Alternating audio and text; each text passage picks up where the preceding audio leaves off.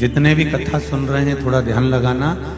स्वाद और विवाद, इन दो चीजों से जितना बच जाओगे उतना अपनी जिंदगी को सार्थक बना लोगे, उतना बच।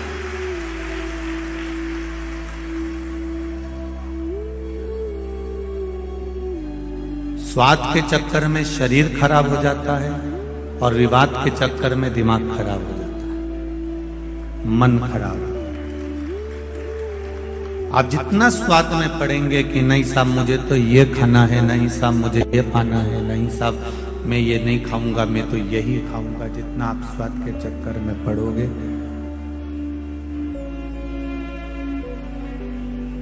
स्वाद उदर को और शरीर को दोनों को समाप्त कर देता है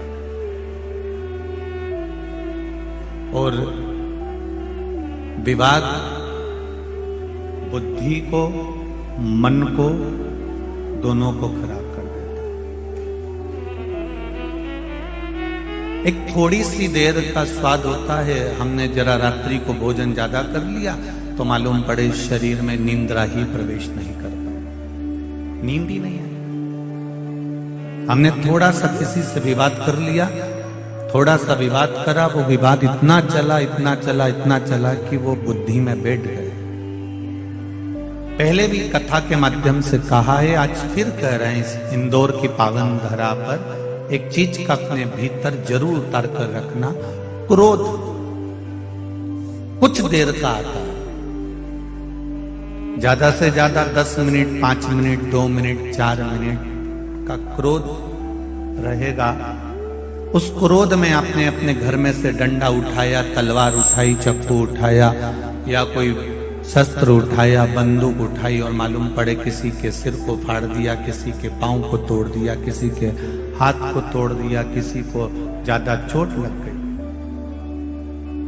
एक विचार करना जरा, 10 मिनट का क्रोध आया है, 8 मिनट का क्रोध आया है, 15 मिनट का क्रोध आया है, 10-15 मिनट ने 10-5 मिनट ने आपका जिंदगी बर्बाद कर दी। आपने किसी का सिर फोड़ दिया, आपने किसी का हाथ पांव तोड़ दिया। सारे मोहल्ले के लोग, सारे गांव के लोग, सारे नगर के लोग आपको समझा रहे थे कि मत कर, ऐसा मत कर, और कुछ लोग ऐसे थे जो तुम्हें उत्साह रहे थे। हाँ हाँ लेके आ डंडा, अपन देख लेंगे, कोई अपन डरते हैं किसी से, ला जरा लेके आ डंडा, उठा के ला डंडा, और तुम पीछा पकड़कर और तुमने उसका मार। 10 मिनट, 15 मिनट, 5 मिनट, 20 मिनट का क्रोध था। उस 15 मिनट, 20 मिनट, 5 मिनट के क्रोध ने आपसे इतना गलत काम करवा दिया कि वो 10 मिनट का क्रोध तो तुम्हारा 10 मिनट बाद समाप्त हो गया, पर वो 10 मिनट के क्रोध ने तुम्हें 10 साल की जेल करा दी और थाने में पड़ गए। कितनी देर लगी थी? मात्र 10 मिनट में तुम डंडा लाए, सिर फोड़ा, हाथ पैर तोड़े, सब कुछ हो गया। लोगों ने वाहवाही भी कर दी, लोगों ने बचाने का भी काम कर दिया, सब अपने अपने घर में चले गए और तुम अकेले अब थाने का चक्कर काट रहे हो, अदालत का चक्कर काट रहे हो, तुम अकेले अब परेशान हो रहे हो और यहाँ वहां भटक रहे हो। अब तुम वकील साहब के भी हाथ पैर जोड़ रहे हो, थानेदार के भी हाथ पैर जोड़ रहे हो, सबके हाथ पैर जोड़ना पड़ रहा है। इसलिए शिव महापुराण की कथा कहती है, स्वाद और विवाद इन दोनों से दूरी बनाकर रखोगे तो शरीर और बुद्धि और मन अच्छा रहेगा।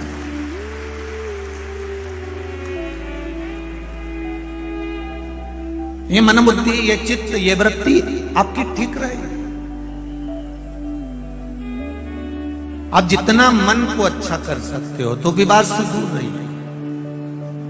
कोई ने आपको गाली दे दी, कोई ने आपको अपशब्द कह दिया, कोई ने आपको आड़ा टेढ़ा बोल दिया, कोई ने आपके लिए कुछ भी वर्णन कर दिया, आप शांत रहो, थोड़ा मौन रहिए, थोड़ा सा शांति बनाकर रखिए, आपको जीवन का सबसे बड़ा सुख प्राप्त होगा।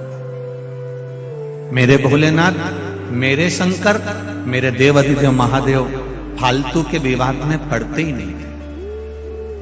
पार्वती मैया अगर कुछ बोलती भी थी तो शिव जी यहां से सुने, यहां से निकाल देते थे।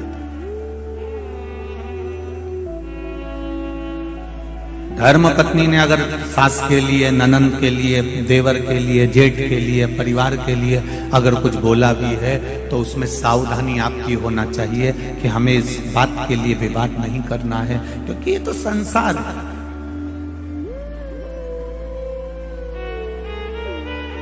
संसार का मतलब ही होता है जिसका कोई सार ही नहीं है, आए हो और जाना है। माता के गर्भ से जन्म लिया था, नग्न अवस्था में थे, पेट भरने वाले ने पेट भरा, मुष्टिकाएं बंधी थी, बुद्धि भी काम नहीं कर रही थी, नेत्र भी नहीं खुले थे, श्रवण शक्ति भी नहीं खुली थी, वाणी भी नहीं खुली थी। तुम्हें यह भी नहीं मालूम था कि तुम अच्छे घर में जन्म ले लोगे, तुम्हें यह भी नहीं मालूम था कि तुम इंदौर में आ जाओगे, तुम्हें यह भी नहीं मालूम था कि अच्छा पुत्र, अच्छा पति, अच्छी पत्नी मिल जाएगी, तुमको यह भी नहीं मालूम था कि अच्छा घर मिल जाएगा, तुमको यह भी नहीं मालूम था कि सुनने के लिए शिव महापुराण की कथा मिल जाएगी। यह तो उस परमात्मा की कृपा से मिली है।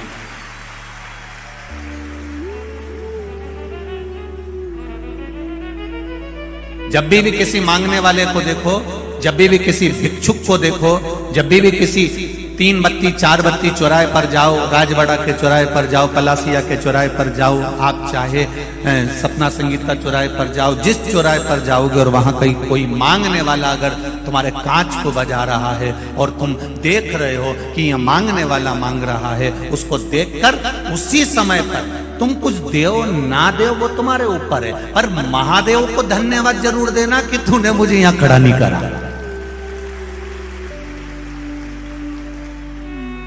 तुम किसी को देओ ना देओ, जिस चौराहे पर तुम्हें भिखारी नजर आए, जिस चौराहे पर तुम्हें भिक्षुक नजर आए, जिस चौराहे पर तुम्हें भिक्षा मांगने वाले नजर आए, उस जगह पर तुम उनको देओ ना देओ ये आपकी मर्जी है। हम ये भी नहीं कहेंगे कि मत दो, कि हम ये भी नहीं कहेंगे कि देओ, हम तो इतना जरूर कहेंगे कि महादेव को धन्यवाद जरूर देओ कि बाबा तेरी कृपा थी जो तूने शरीर अच्छा बनाया, तेरी कृपा थी मुझे घर अच्छा दिया, तेरी कृपा थी जो मुझे भजन करने का मौका दिया, तेरी कृपा थी खाने को अन्न दिया, तेरी कृपा थी थोड़ा सा काम धंधा दिया, पर तेरी कृपा से आज मैं यहाँ हूँ कि मैं गाड़ी में घूम रहा हूँ, मेरे पास भी 2 व्हीलर है, मेरे पास भी 4 व्हीलर है, मेरे पास भी साइकिल है, मैं भी अपने पाँव से चल रहा हूँ, ये तेरी कृपा है। अच्छा हुआ तूने मुझे रेंगने के लायक नहीं बनाया, कहीं पटक नहीं दिया, ये धन्यवाद। जब जब भिखारी नजर आए और भीख मांगने तुम्हारे कांच बजाए, उस जगह पर तुम देओ ना देओ पर उसको धन्यवाद जरूर देना कि तेरी कृपा से यहाँ बैठा हूं। गाड़ी चला रहे हो, डीजे चल रहा है, गाड़ी में बॉक्स चल रहे हैं, मोबाइल चल रहा है और कांच बजाने वाला जब कांच बजा रहा है, भैया कुछ दे दो, भैया कुछ दे दो, तो उस समय पर तुम देना ना देना पर उसको धन्यवाद जरूर देना। थोड़ी देर आवाज कम करना, साउंड कम करना, और जब भीख मांगने वाला भिक्षा मांगने चौराहे पर खड़ा हुआ हो, उस जगह पर तुम जम के मन से कहना अपने परिवार के साथ, तेरा शुक्रिया है मेरे भोलेनाथ जो तुमने मुझे 4 व्हीलर में बिठा कर रख दिया, तेरा शुक्रिया है शंभू मेरे महाकाल राजा, ये तेरा धन्यवाद है जो तूने मुझे यहां बिठाया, ये तेरी कृपा, क्योंकि तेरी कृपा नहीं होगी तो संसार का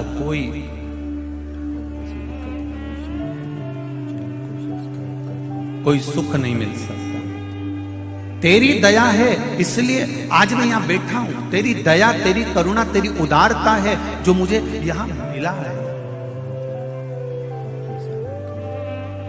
ये तेरी कृपा।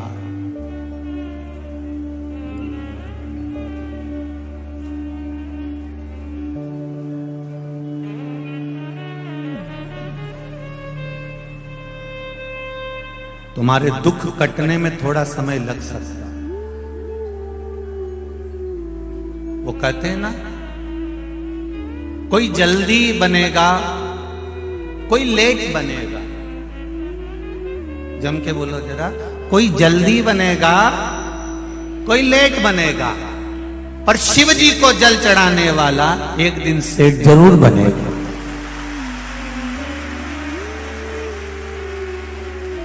निश्चित है। वो लंका का राजा रावण राक्षस, असुर प्रवृत्ति का, जब उसे सोने की लंका मिल सकती है।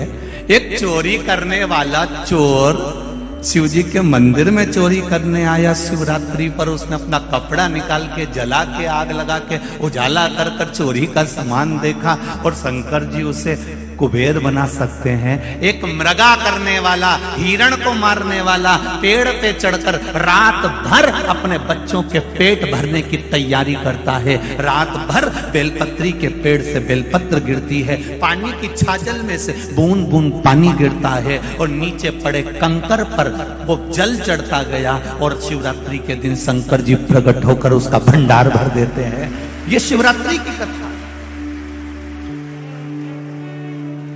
किसी को लेट मिलेगा, किसी को बोलो बोलो जल्दी मिलेगा, पर मेरे महादेव को जल चढ़ाने वाले को एक दिन सेठ पद जरूर मिलेगा। ये निश्चित है, वो मिलेगा।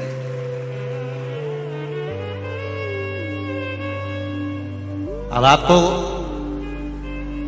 कहीं जाना नहीं है, हो कोई तुमसे कह दे वहां इतना बड़ा चमत्कार हो रहा है और गड़ा हुआ हंडा मिल रहा है, तो हमको भी बता देना, हम भी चले जाएंगे। हमें भी बता दो दादा, हम भी चले जाएंगे। अगर ऐसे गड़े हुए हंडे मिलते होते या बहुत बहुत चमत्कार होते होते, अंधविश्वास में मत पड़ना। फिर निवेदन है, इधर उधर भ्रम में भ्रांतियों में मत जाना। अगर ऐसे गड़े हुए हंडे मिलते होते तो ये जितने भी यहां बैठे हैं ना, ये एक कथा नहीं सुनते और वह हंडे वाले के ही पड़े होते। और हम भी काय को कथा बाजते, वहीं नहीं बैठ जाते। और ये इतने सारे भाई लोग सेवा कर रहे हैं, चाहे पुलिसकर्मी हो, चाहे गवर्नमेंट वाले हो, चाहे नगर निगम वाले हो, चाहे कैमरे वाले हो, चाहे साउंड वाले हो, चाहे ये म्यूजिशियन हो, चाहे जितने भी यहाँ बैठे, काय को यहाँ टाइम बर्बाद करेंगे भैया हंडे वाले के पास बैठे रहेंगे कि वो थोड़ी देर में कुछ घुमाएगा और निकाल के दे देगा। शिव महापुराण में शंकर भगवान ने माता पार्वती से कहा है, गीता जी में भगवान कृष्ण ने अर्जुन से कहा है, विष्णु पुराण में भगवान विष्णु ने लक्ष्मी जी से कहा है, ब्रह्मवृत्ता पुराण में ब्रह्मा जी का संवाद करते हुए स्वयं वीणा देवी से कहा है। वो संवाद आप भी अपनी जिंदगी में उतारना। शंकर भगवान माता पार्वती से कहते हैं, कर्म प्रधान है, आप जितना कर्म करेंगे उतना फल आपके पास प्राप्त होता जाए। खूब मेहनत करो, दिल से करो, जो भी करना है ना दिल से करो। भोजन भी करो तो थोड़ा दिल से करो। भले रूखी रोटी होगी ना, रूखी है ना, ठंडी रोटी है ना, रूखी है ना, चिंता मत करना।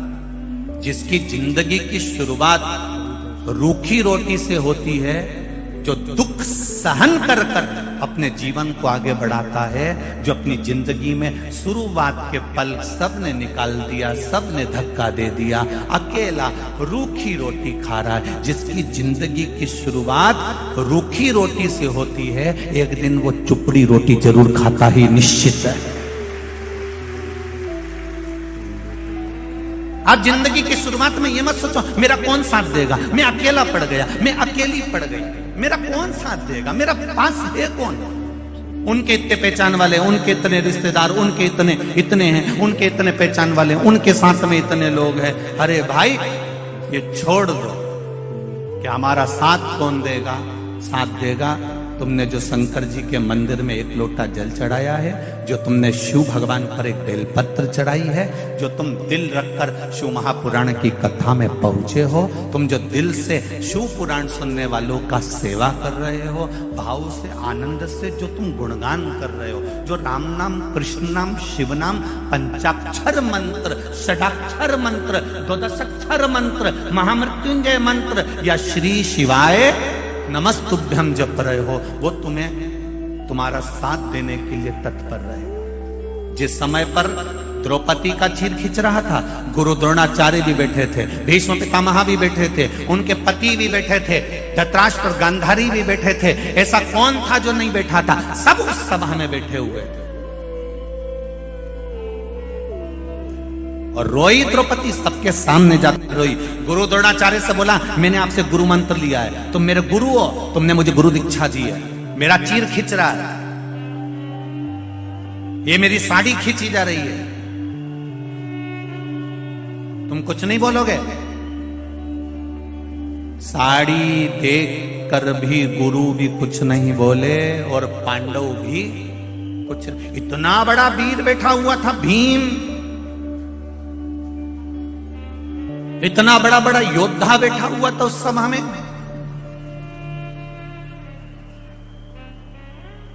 भीम जैसे योद्धा भी बैठे हैं, अर्जुन जैसा धनुष चलाने वाला भी बैठा है, तीर चलाने वाला भी बैठा है। विद्वानों में विद्वान धर्मराज युधिष्ठिर तक बैठे हुए थे, नकुल सहदेव तक बैठे हुए थे। सब साड़ी देखते रहे पर कोई बचाने नहीं आया। अंत समय में फिर मेरे भगवान को आना पड़ा। उसी तरह जैसे भीम, अर्जुन, नकुल, सहदेव, युधिष्ठिर, भीष्म पितामह और धृतराष्ट्र, गांधारी, गुरु द्रोणाचार्य जितने थे ना, सब साड़ी देख रहे थे पर बचाने कोई नहीं आया। उसी तरह अंत अवस्था में पलंग पर पड़े रहोगे, सब नाड़ी देखते रहेंगे पर बचाने कोई नहीं आएगा। साड़ी देखने वाले भी बचाने नहीं आए और नाड़ी देखने वाले भी बचाने नहीं आए। अंत समय में केवल मेरा देव अधिदेव मां अंत समय परमात्मा की ओर जाने में देरी मत करो। कितना विश्वास है आपका? जितने लोग इस पूरे ग्राउंड में बैठे हुए हैं लाखों की संख्या में, इससे टेढ़े पूरे ग्राउंड के चारों तरफ बाहर बैठकर ओटलों पर कथा सुन रहे हैं। जितने अंदर हैं उससे टेढ़े बाहर हैं।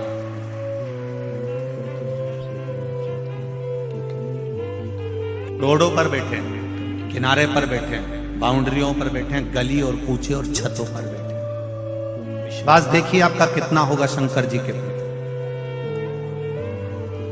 बिल्कुल देरी मत करना, शिव के द्वार जाने में देरी नहीं होना चाहिए।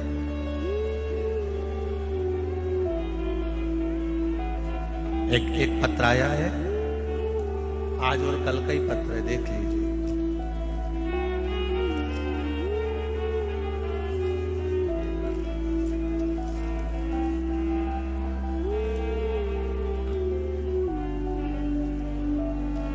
सरिता ओम प्रकाश जायसवाल, खजराना मंदिर के नजदीक इंदौर, मेरा मोबाइल नंबर ये लिखा हुआ है। कहीं बैठी हैं सरिता जी? ओम प्रकाश जायसवाल, सरिता ओम प्रकाश जायसवाल कहीं बैठी हो तो हाथ हिलाइएगा। दिख गई क्या? दोनों हाथ इस तरह से हिला दो, अगर कहीं बैठी हो तो दिख जाएंगे। हाँ दिख गए हो, दिख गए। श्री शिवाय नमस्ते। सरिता जी आपने लिखा है, बखान क्या करूं मैं बाबा, कल मैं कथा सुनने आई थी। कल मैं कथा सुनने आई थी और मैं जिस चीज का बरसों से इंतजार कर रही थी वो मेरे साथ में कल हुई। गुरुजी, मेरी बाबा की कृपा से 4 साल पहले जो इंटरव्यू दिया था उसका रिजल्ट कभी नहीं आना था, पर बाबा की कृपा से मेरी रेलवे की नौकरी का रिजल्ट कल कथा सुनने पर यहां से जाते समय आ गया। यह पत्र है सरिता जी, ओम प्रकाश जायसवाल, खजराना, इंदौर। मोबाइल नंबर भी आपने दिया है, आपको बहुत बहुत धन्यवाद। बैठिए दीदी। श्री शिवाय नमस्तुभ्यम। बाबा की कृपा, मेरी रेलवे की जॉब का ऑर्डर, नौकरी का ऑर्डर कल आ गया। गुरुजी मैं कथा सुनकर जा रही थी और बाबा ने मेरा हाथ पकड़ लिया। ये शिव, ये शंकर।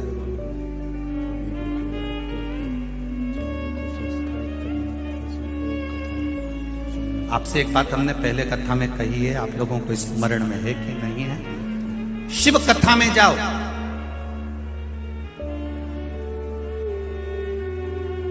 तुम्हारे गले की चेन, मंगलसूत्र, अंगूठी, ब्रेसलेट, पर्स, मोबाइल सब घर पर रखकर आओ। यहां जब आओ तो केवल शिव जी पर विश्वास लेकर आओ, उसके सिवा कुछ मत करो।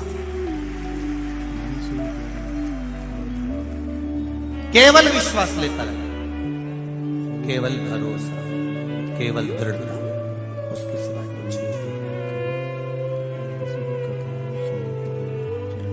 और जब विश्वास पूर्ण होगा तब कुछ फल की प्राप्ति।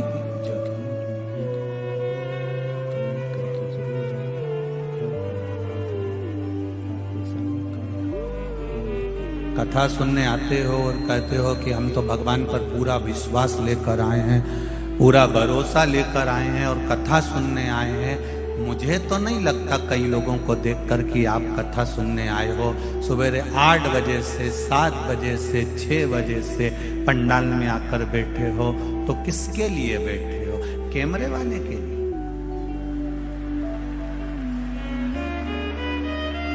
जैसे ही कैमरा तुम्हारी ओर गया, अब कह रही थी कि भगवान हमारी सुनता नहीं है, तो कैमरे वाले को सुना। जिसके लिए आए आप, जिसके लिए कथा सुनने आए हो, तो कैमरे वाले से तो। और बाद में कहते हो हम तो महादेव का, हम कथा सुनने गए थे, हम भगवान की कथा सुनने गए थे। अब तुम्हारा ध्यान तो कैमरे पर।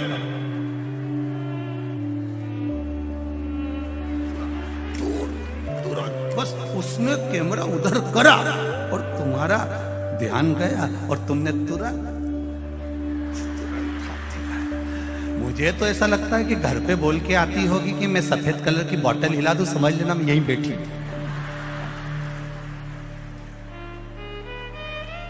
तुम सुधर जाओ रे, और नहीं सुधरो तो सिधर जाओ रे, थोड़ा तो सुधरो। और बाद में कहते हो हम तो कथा, उसने दिल से सुनी, एक दिन भी नहीं लगा रिजल्ट आने में। आया कि नहीं आया? ये पत्र आया, और ऐसे कई पत्र पढ़े, अभी तो ये पढ़ने बाकी है, ये तो थोड़े बहुत पढ़े जो पढ़े।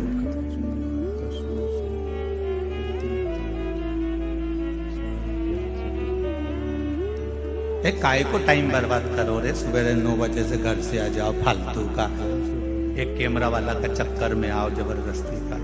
कौन के तुमको कि इनके देख के टाइम बर्बाद करो? कथा सुनना है तो दिल से सुनो। इशारा तुम्हारा नहीं होना चाहिए, इशारा मेरे महादेव का होना चाहिए, तो कथा का। तो मतलब की कथा नहीं, तो जरा से में कैमरा उन्नन तुरंत मतलब कैसा? शंभो शरणे मांगू घड़ी दुख दया करी दर्शन। एक माता ने पत्र में लिखा है, मैंने जो कथा वहां हुई थी पटवारी जी वाली, उस कथा को सुना था। उसमें मैंने बाबा से मांगा था कि बाबा मेरी बेटी का शादी नहीं हो रहा है, हम बड़े तकलीफ में थे गुरुदेव। सारे को दिखाया, कहीं बेटी का संबंध नहीं जम पाया।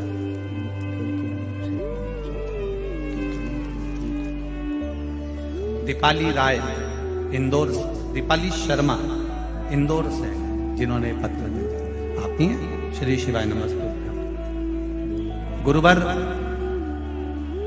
पिछली बार आप इंदौर जीतू पटवारी जी की कथा में जुलाई के महीने में आए थे। मैं क्या बखान करूं, भगवान शंकर से प्रार्थना करी थी कथा के पंडाल में बैठकर कि एक बेटी का संबंध हो जाए।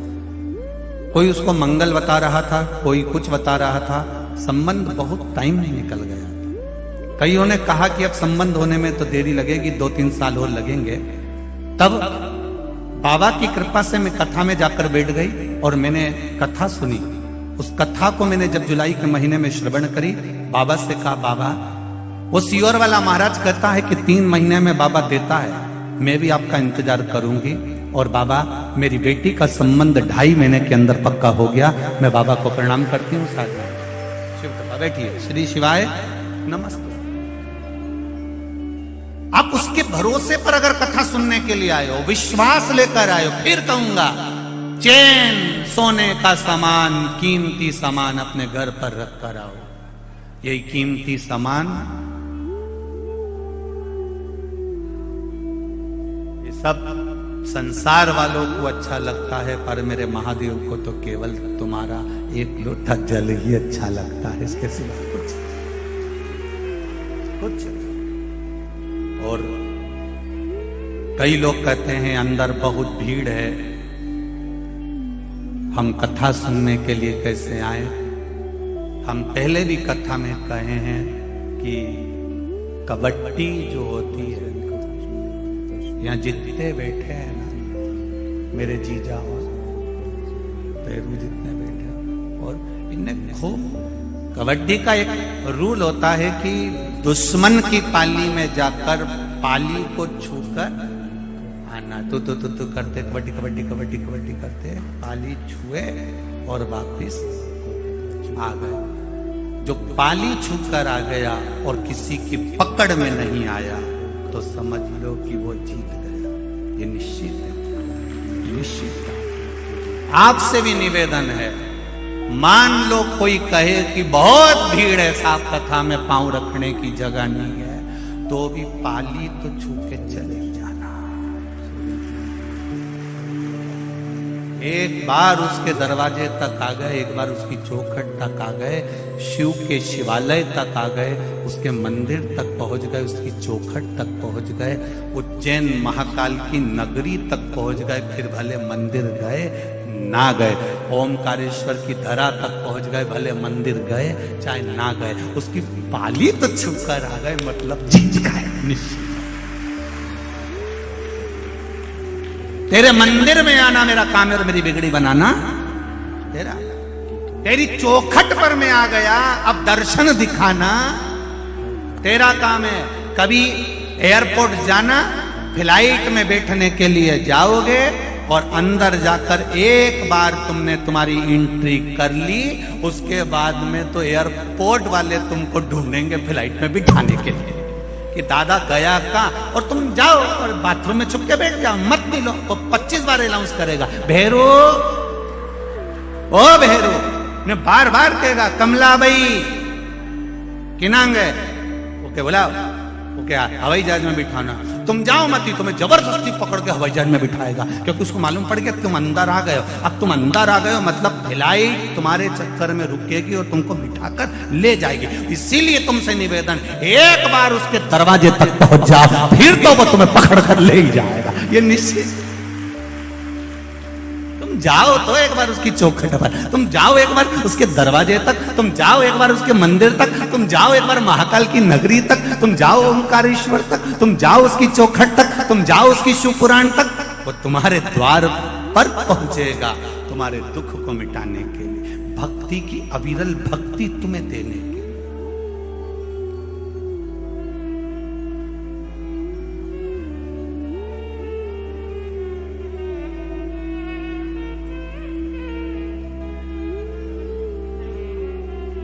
ये जो नजारा है आपका भक्ति का, ये पूर्व में कभी देखा नहीं।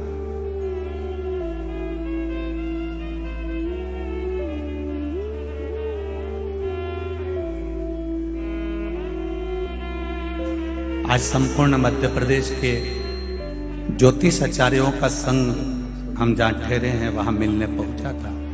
सभी विद्वत ब्राह्मणों को नमन करता हूं, सभी ज्योतिष आचार्यों को।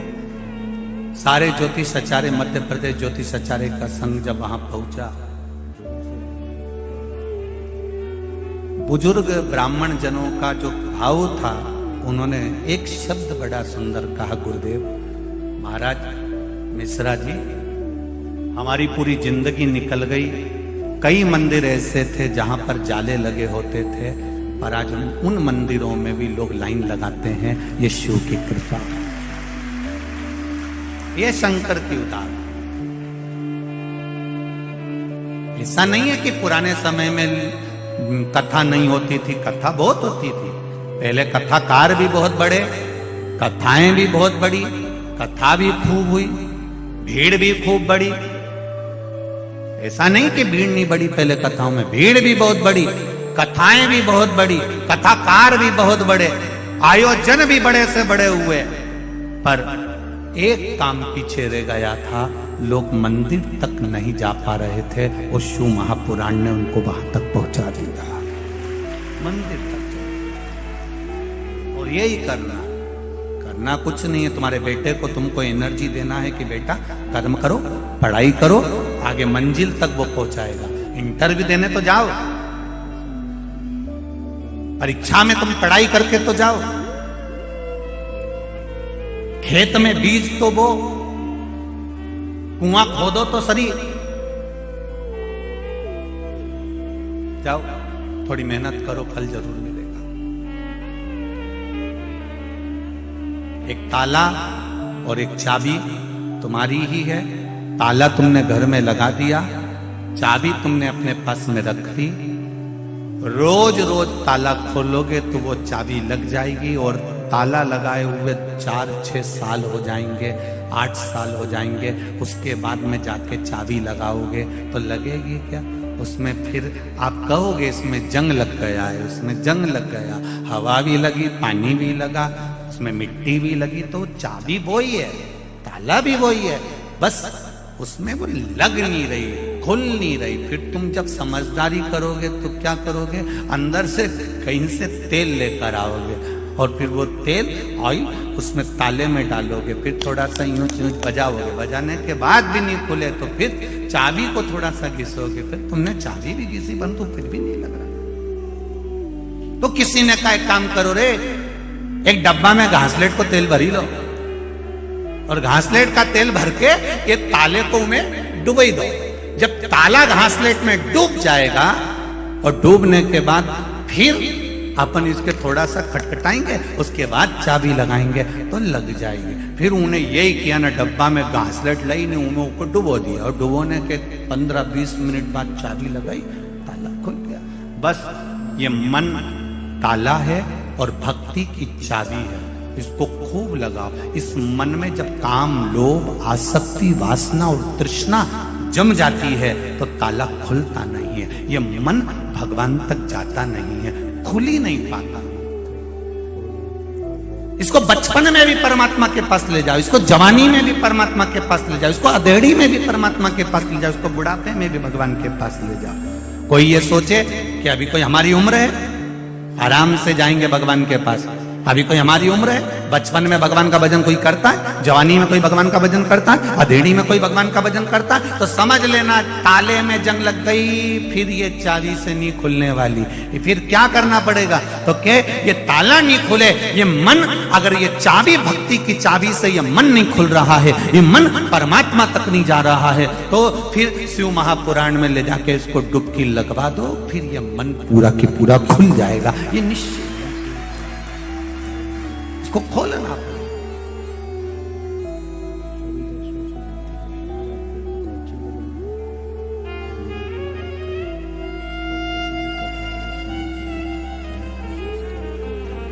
मेरे भोले तेरा सहारा है, मेरी नैया का तू किनारा है। हमने तेरे भरोसे पर करा, तेरे विश्वास पर करा। हम भगवान के मंदिर जाते रहे, रोज ताला खोलने का प्रयास करते रहो, रोज चाबी लगाते रहो, खुलेगा। ये निश्चित है, एक दिन खुलेगा जरूर, पर विश्वास रखकर आप परमात्मा की भक्ति को धारण करें। मेरा आप सबसे निवेदन है, कथा में भीड़ बढ़ाने के लिए कभी मत जाना। और यहां भी आप लोगों से भी कहूंगा एक बात, भीड़ बढ़ाने मत आओ, या कोई तुमसे कहे कि एक बार चल तो सही, अपने वो का भी कहना नहीं मानना। तुम तो तुम्हारा रोटी खाओ ना, चद्दर ओढ़ के सो जाओ, मत आओ, या वैसे ही जगह नहीं डाला, सही करो, भीड़ बढ़ाने मत आओ।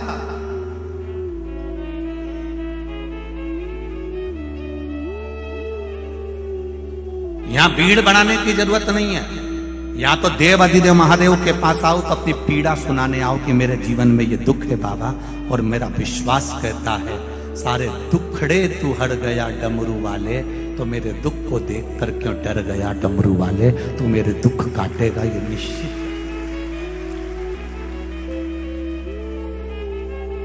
उसके पास में आओ तो दिल से आओ। शिव मंदिर में जाना तो दिल से जाना, शंकर भगवान की चौखट पर जाना तो दिल से जाना।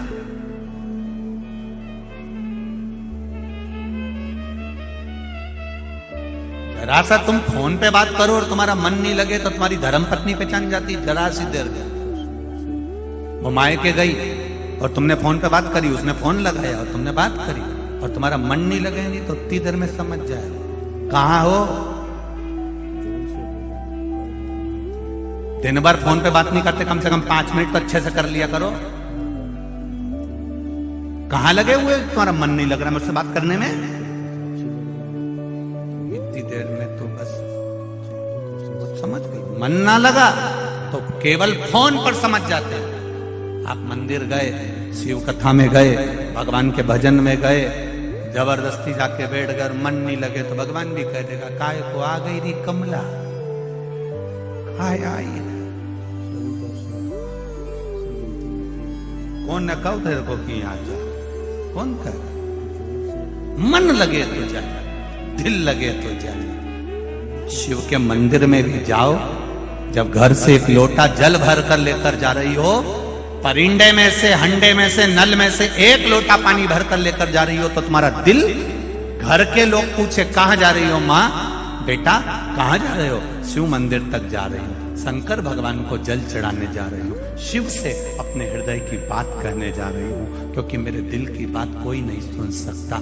जिससे कहूंगी वो हंसेगा, सुनेगा तो मेरा महादेव सुनेगा, उसके सिवाय कोई नहीं सुन सकता। कौन सुने? एक पत्र आया है, देखिए।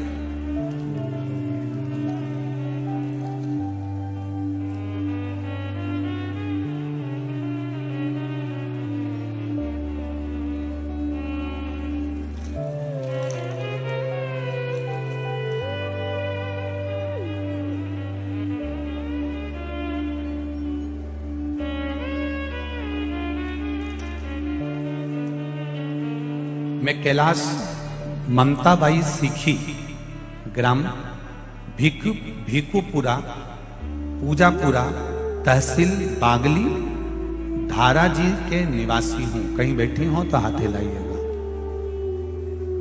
कहीं बैठी हो तो दोनों हाथ, आप ही हैं, श्री शिवाय नमस्ते, दोनों हाथ हिला दो। हर हर महादेव। गुरुजी शिव की महिमा का और आप क्या वर्णन करूं। मेरा लड़का 15 वर्ष का है जिसको लीवर में इन्फेक्शन हो गया था। उसको मैं एप्पल हॉस्पिटल इंदौर लाया, जहां डॉक्टरों ने जांच करने के बाद उसके बचने की कोई उम्मीद नहीं बताई। कह दिया आप इसको घर ले जाओ। फिर उसकी रिपोर्ट लेकर 2-3 बड़े अस्पताल में हम बताने गए।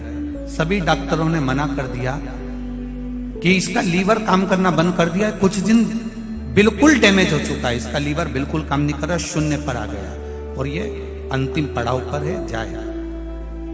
विशेष जुपिटर अस्पताल जो कि 3 इमली इंदौर में है, वहां पर भी गए और डॉक्टरों से बोला कि आप एडमिट तो करो, कम से कम मेरे बच्चे को देखो। तो भर्ती करने का मना कर दिया। भर्ती करने के फिर हमने जब बोला तब जाकर बाबा की कृपा से उनको भर्ती करने के जांचें शुरू हुई। डॉक्टर ने बोला इनका लीवर खत्म हो चुका है, जिसका कोई इलाज नहीं है, आप पैसे बर्बाद मत करो, आप इसे घर ले जाओ, इसे कोई भी डॉक्टर नहीं बचा सकता। फिर मेरी पत्नी रात 10 बजे डॉक्टर के पास गई और बोली आपने अपना काम किया है, बाबा से विनती करती हूं मैं, आप इसका थोड़ा तो इलाज करो, मेरे बच्चे को बचा लो, 15 साल का है। काम करने, डॉक्टर कहते हैं हमें अपना काम करने दो, आपको जो करना है करो, हम 2-1 दिन रखेंगे, बाकी इसको छोड़ देंगे। फिर मैं बाबा की कृपा से मेरी सहेली को मैंने फोन किया, फिर उसने मुझे सीहोर का रुद्राक्ष दिया। वो रुद्राक्ष हमने जल गलाया, शिव जी को जल चढ़ाना प्रारंभ करा। शंकर पर चढ़ा हुआ जल लेकर आई। डॉक्टर ने मना कर दिया था कुछ देने से, हमने आधी चम्मच से भी आधी चम्मच उसको डॉक्टर से हाथ जोड़कर उस जल को उस बच्चे को श्री शिवाय नमस्तुभ्यम का मंत्र बोलकर पिला दिया। आप पर्चा टीवी पर भी पढ़ सकते हैं। सुबह 8 बजे की रिपोर्ट आई और 8 बजे की रिपोर्ट में उसमें जो वहां माइनस में जा रहा था लीवर, तो पूरा डैमेज की ओर था, तब हमने आधी चम्मच जब पानी पिलाया तो फिर शाम को 9 बजे रिपोर्ट आई। डॉक्टर ने कहा इस बच्चे का लीवर काम करना प्रारंभ कर दिया है और 40% ठीक हो चुका है। जब 40% ठीक हो गया, फिर हमने रुद्राक्ष को पानी में गलाया, फिर शिव जी को चढ़ाया और फिर पानी पिलाया। डॉक्टर ने 4 दिन के अंदर, हमारे उन डॉक्टरों को भी धन्यवाद देती हूं जिन्होंने 4 दिन के अंदर मेरे बेटे का लीवर 100% काम करना प्रारंभ कर दिया और मेरा बच्चा स्कूल जाने लगा, छुट्टी हो गई। हम बाबा को धोख लगाने, प्रणाम करने के लिए आए हैं। तेरी कृपा बिना कुछ नहीं हो सकता मेरे महादेव। मैं कैलाश गहलोत, मोबाइल नंबर मेरा ये है और बाबा की कृपा से हम प्रणाम। अब ठीक है बाबू, श्री शिवाय नमस्ते। हम बैठिए। हर हर महादेव। तेरी कृपा बिना न हिले एक भी अणु, लेते हैं श्वास तेरी कृपा से तन। हम फिर कहेंगे, कथा सुनने आप लोग आए हैं, भले आपको 4 घंटे लग रहे हो, 5 घंटे लग रहे हो, पर उसके द्वार पर जाकर आप कथा सुन रहे हो, बैठकर कथा सुन रहे हो। जितने लोग आस्था पर सुन रहे हैं, जितने लोग फेसबुक यूट्यूब पर सुन रहे हैं, मैं निवेदन करूंगा, मेरा बाबा क्या देगा ये तो मेरा डमरू वाला ही जान सकता है। मैं बताऊंगा वो क्या देगा, वो उसके हाथ, ये उसके हाथ। तेरी कृपा बिना न हिले एक भी अणु, लेते हैं श्वास तेरी कृपा से।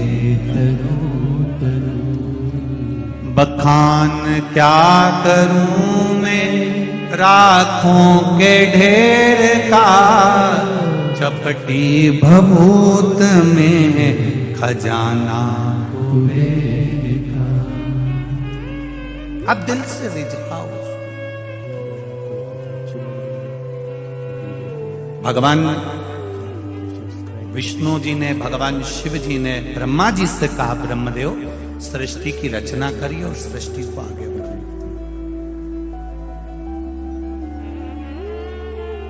हमारा जन्म जिस लिए हुआ है वो कर्म हमको पूरा करना है। अपने बच्चों को छोड़कर, अपने परिवार को छोड़कर, अपनी पत्नी या अपने पति को छोड़कर, अपने पुत्र पुत्री को छोड़कर, अपने कुटुंब और परिवार को छोड़कर हमें उनसे मुंह मोड़कर नहीं जाना। थोड़ा सा दुख आया और तुमने कह दिया मैं तो मर जाऊं तो अच्छा है, तो कौन मना कर रहा है? मरो नहीं, निपटा।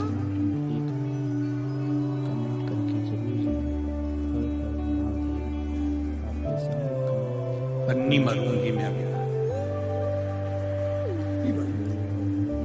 अभी दिवाली पे तो हमने फ्रिज लिया है, फ्रिज का पानी दूसरा पियो और मैं यूं मरी जाऊंगी। मरो, मानव का शरीर मिला इतना जोरदार मिला है, 84 लाख भी योनि है ये मनुष्य का शरीर। 83,99,999 योनि काटने के बाद ये शरीर मिला। कितनी योनियां काटी रे, माता का जू बने और किसी ने निकाल के ना ऊंटा पे धर के निपट ही दिया। फिर खटमल बने ने खटिया में घुस गए और किसी ने घासलेट का तेल डाली ने धूप में पटकी दिया, निपट गया। मछली बने तो निपटा दिया, मच्छर बने तो निपटा दिया। कितनी योनियां ली पर उस योनि में हमने नहीं किया कि मच्छर बोला। कभी तुमने कभी मच्छर से बात करना, मच्छर बोले कि मैं सुसाइड करूंगा? मच्छर भी नहीं बोले भले मैं नाली के पास पड़ा रहूं, भले मैं पड़ा रहूं, पर नहीं करूंगा सुसाइड, चाहे कुछ भी हो जाए, नहीं मरूंगा। मक्खी नहीं मरना चाहे तो तुम्हें कौन ने अक्ल दे दी कि जरा सा कर्जा बढ़ गया, जरा सा दुख बढ़ गया, जरा सा टेंशन बढ़ गया, जरा सी परेशानी आ गई और तुम क्यों कि मर जाऊं तो अच्छा। जब मच्छर नहीं मारे ना खटमल नहीं मरे, तुम कहे तो मरो नहीं मर जा। कर्जा ही हुआ है ना, देखा जाए। जिंदा रहेंगे तो चूकेगा, और अगर कर्जा लेके मर गए तो अगला जन्म भैंस का मिलेगा, और भैंस का जन्म मिलेगा तो जिसका कर्जा है उसी के घर में रहेंगे, और वो सेठ जी दिन भर दूध निकाल निकाल के पिएगा। तो इससे अच्छा है कि मैं भैंस नहीं बनूंगी, मैं तो अगला जन्म मेरे को भैंस करनी चाहिए, तो मैं तो कर्जा चुका के मरूंगी। कोई तुमसे कहे कि कर्जा हो गया, इतना हो गया, चुकाना पड़ेगा, आएगा तब दूंगे, आएगा तब दूंगे। मना नहीं, बिल्कुल मना नहीं करे तुमसे कि हम नहीं देंगे, देंगे, पर आने दो जरा। तो इतनी, जब तुम्हारे पास 1 रुपया भी नहीं है तो इतनी खुश होके तैयार वैयार होके कथा में क्या हो जाती है। नो सियोर वाला महाराज बोला है, भगवान की कथा में मुसद्दी लाल जैसे नहीं जाना। भगवान के पास जाना और भगवान के चरणों में जाना तो हमेशा खुश होकर जाना। हमने पहले भी कहा, तुम शिव जी को 1 लोटा पानी भी नहीं चढ़ा सकते, कोई बात नहीं, तुम उसके दरवाजे के सामने से भी निकलो ना तो उसको मुस्कुरा कर चले जाओ। शंकर भगवान भी टेंशन में रहेंगे, ये पगली हंसी क्यों थी, क्यों हंसी। और अगर तुमको ऐसा लगता है कि सियोर वाला महाराज गलत कह रहा है तो अभी तुम यहां से रास्ते से जाना, कहीं का दुकान वाला बैठा हो तो तुम मुस्कुरा के चली जाओ, आधा टेंशन में पड़ जाएगा। कौन थी, कौन, ये मुस्कुराई क्यों। और रोज 2-3 दिन उसको मुस्कुरा के चले जाओ, रात की रोटी चली जाएगी बापड़ा, रात भर सोचेगा ठीक कौन।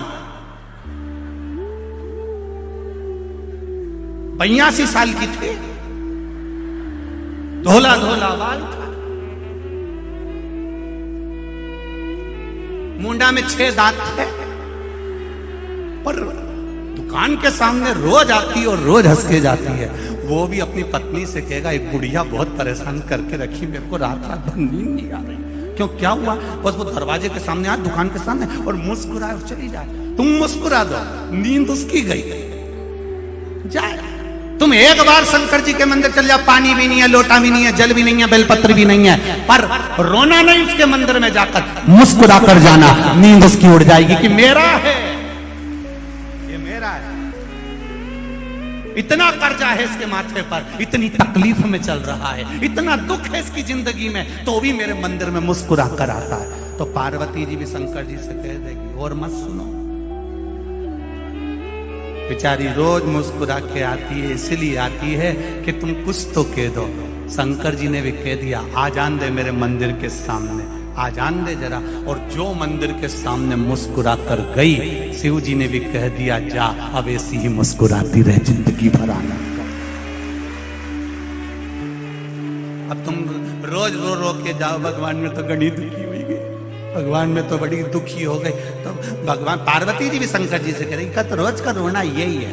भगवान भी कह देगा, ओ रोती रहे, जा मुस्कुरा उसके दरवाजे पर, स्माइल प्लीज। फोटो वाला भी कहता है, कैमरा लेके 1 मिनट, कितनी देर लगे फोटो खींचना में, बोलो री इंदौर वाली जी जी हो, कितनी देर लगे फोटो खींचने में, 1 क्षण, केवल बटन दबी और फोटो खींच गया। अब इतनी सी देर लगी और फोटो वाले ने तुमसे कितनी बड़ी बात कह दी, ए अम्मा स्माइल प्लीज। फिर अम्मा तुरंत पल्लू वल्लू ले, अम्मा के भी मालूम है कि अगर फोटो बिगड़ी गया नहीं तो कई काम कर नहीं दादा, कई काम कर।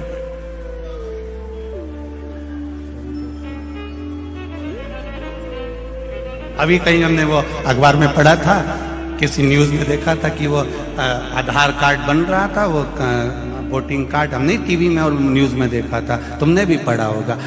उसमें लिखना था कि श्रीमान ये गुप्ता, उनने लिख दिया श्रीमान कुत्ता। सही है कि गलत है? उनने लिख दिया श्रीमान कुत्ता। अब पत्नी के हाथ में वो आ गया, उसने पढ़ा, आए जी, पति दौड़ के आए, क्या हुआ, तुम्हारा कार्ड आ गया है, क्या लिखा, तुम तो कुत्ता थे, अब वो ये कुत्ता कैसे हो, चल करिए। दादा बच्चे रहो, तुमने ये कैसे दे दिया? उसके द्वार तक जाओ, दुनिया कहे कहने दो, फोटो